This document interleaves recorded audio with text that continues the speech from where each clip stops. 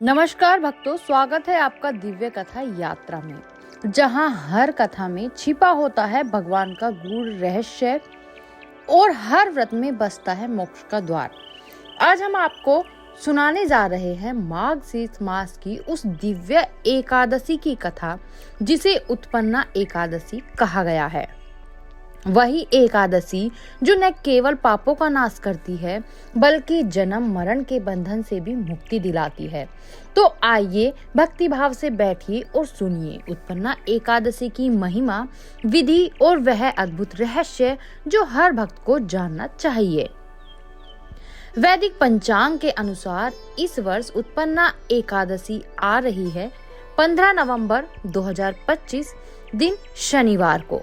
इसका पारण का समय रहेगा अगले दिन 16 नवंबर दिन रविवार को सुबह 9:12 से लेकर 10 मिनट से 26 मिनट के बीच तक। यह एकादशी आरंभ होगी 14 नवंबर की रात 12:49 से और समाप्ति होगी 15 नवंबर की रात 2:37 पर। मार्ग शीर्ष मास में आने वाली यह एकादशी कार्तिक पूर्णिमा के तुरंत बाद आती है। शास्त्रों में कहा गया है कि जो व्यक्ति एकादशी के दिन भगवान विष्णु का दर्शन करता है उसके हजारों जन्मों के पाप उसी क्षण नष्ट हो जाते हैं।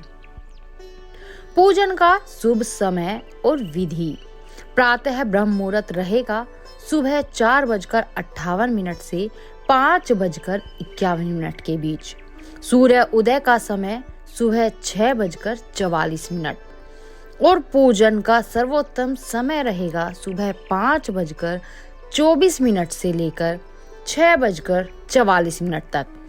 इस दिन संध्याकालीन पूजा का समय है शाम 5:27 से 6:47 तक और अभिजीत मुहूर्त रहेगा सुबह 11:44 से 12:27 तक। राहु काल रहेगा सुबह 9:24 से 10:45 तक। इसलिए इस अवधि में कोई भी शुभ कार्य नहीं करना चाहिए। शास्त्रों में कहा गया है कि यह वही दिन है जब भगवान विष्णु की एकादशी शक्ति का जन्म हुआ था, अर्थात उत्पत्ति हुई थी। इसलिए इसका नाम पड़ा उत्पन्ना एकादशी।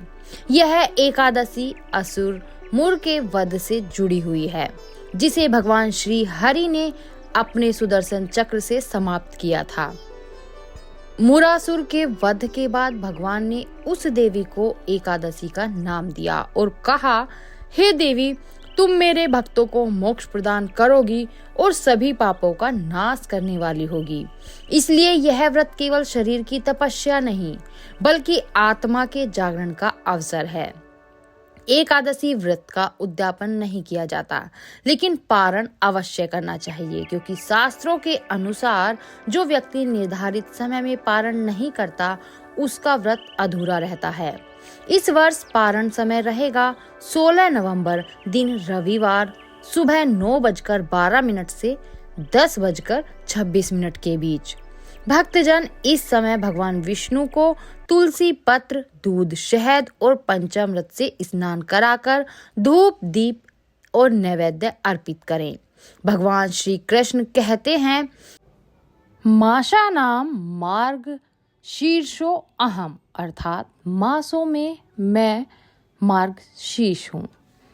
इसलिए यह महीना भगवान श्री कृष्ण को अत्यंत प्रिय है।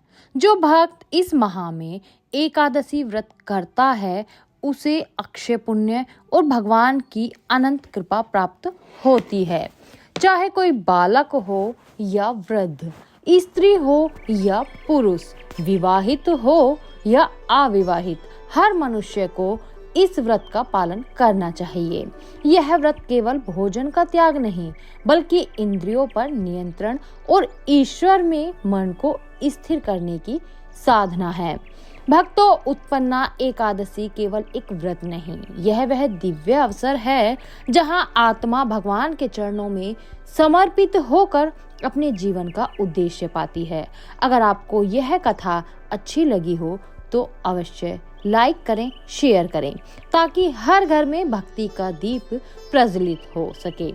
और हाँ, हमारे चैनल दिव्य कथा यात्रा को सब्सक्राइब करें, क्योंकि यहाँ हर कथा में भगवान की एक नई लीला, एक नया रहस्य और एक दिव्य अनुभव आपका इंतजार कर रहा है।